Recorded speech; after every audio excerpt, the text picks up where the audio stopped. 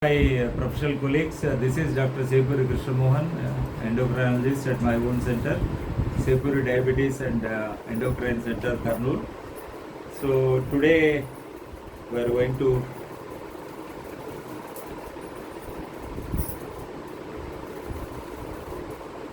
talk about insulins. The title being "The First Move Can Change the Game." This is my financial disclosure. And today's topic is divided into three parts, where the burden of diabetes in India, the need of insulin, why, the first move with right insulin, that is which. So this slide shows the diabetes prevalence is increasing worldwide.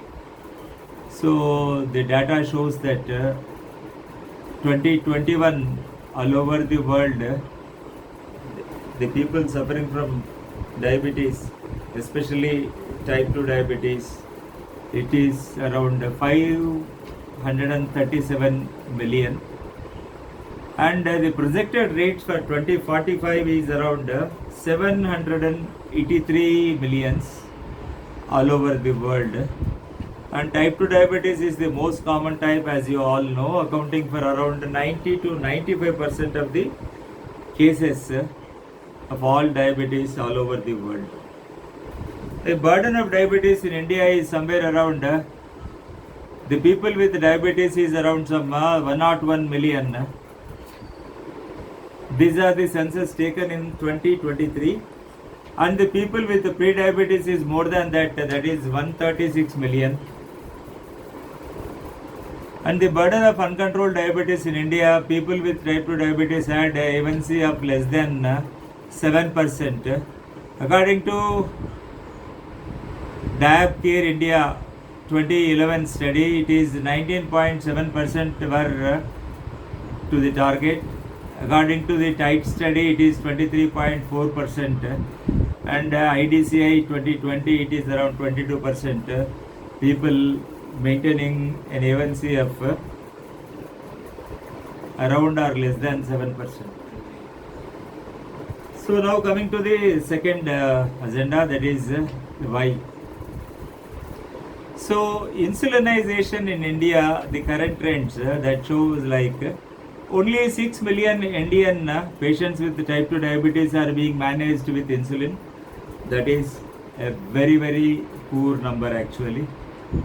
And insulinization in India, delayed initiation, this is one of the worst factors, that is called the inertia, that is the therapeutic inertia, or the inertia from the clinician's inertia or from the patient's inertia.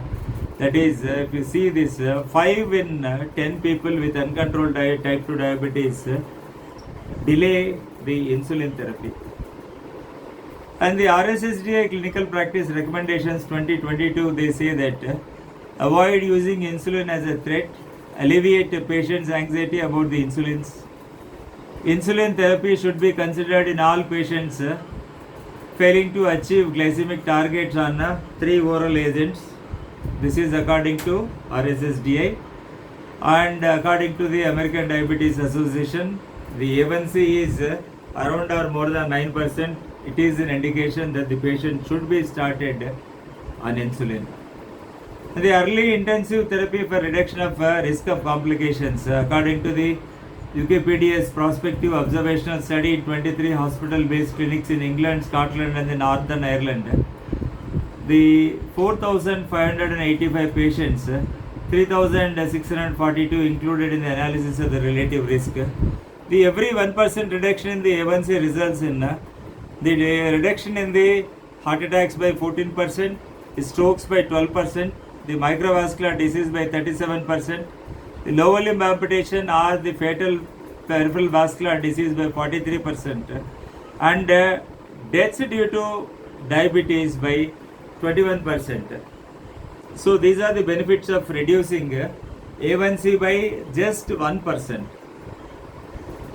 And benefits of insulin therapy, the pleiotropic benefits of insulin, you can clearly see the cardioprotective. Insulins are cardioprotective and neuroprotective and anti-apoptotic. They are best glucose lowering agents. They have got vasodilation and the platelet inhibition action, and they give rest to the beta cells and the improvement in the function of the beta cells. They act as anti-thrombotic and antioxidant, and they act as anti-inflammatory agents also. So now, which is the insulin to be selected as the first move with the right insulin is going to change the entire game or the scenario. So the Asian Indian phenotype, the clinical profile of type 2 diabetes in Asian Indians differ from Caucasians in that we have thin fat Indians, high visceral fat, near normal BMI, lower threshold of BMI, higher fat mass, lower muscle mass, genetic factors and low birth weight, high insulin resistance, abnormal adipocytokines, high inflammatory markers, characteristic dyslipidemia, the high LDL and the low HDL, and the early decline in the beta cell mass, onset of diabetes at young age at least by 10 to 15 years, and the highest risk of diabetes complications, the increased inflammatory markers with the high cardiovascular risk. See, this is a different type of the Asian Indian phenotype of type 2 diabetes, which differs from that of the Caucasians. High carbohydrate diet is a common Indian reality. Whatever you take, the central part or the southern part, the northern part of India, or the western part or the eastern part, the average the carbohydrate intake is around like on an average it is around 60 to 70%. So the A1C is around 8.56 plus or minus 1.8%, and the fasting plasma glucose 172 plus or minus 61.9 milligram per deciliter, and the postprandial glucose 253.6 milligram per deciliter plus or minus 92 milligram per deciliter. The glycemic triad is terribly high in our scenario. And on the right hand side you can see the seesaw mechanism, the South Asians and the Caucasians actually. For an identical carbohydrate load, the postprandial glucose peaks 2 to 3 times larger in the Indian population, that is South Asian population, when compared to that of the Caucasians.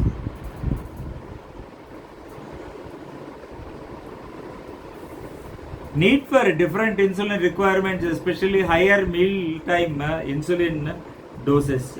That is the inference drawn from this slide. Patients do not have good glycemic control despite being on multiple OADs, and you can see on the left hand side the bar diagram. Addition of subsequent OADs doesn't offer any benefit, and the bar diagrams you can see on the y-axis the mean HbA1c, and on the x-axis the first one is the before treatment, and the left grey is, the blue is before treatment and after treatment. The blue bar with the 2 OADs, there is reduction of A1C by 1%, and if it comes to 3 OADs, the reductions in the A1C is surprisingly 0.5% before treatment and after treatment. So the addition of 4th OAD results in reduction. It's not the reduction actually, it is the incrementation of the HbA1c by 0.2%.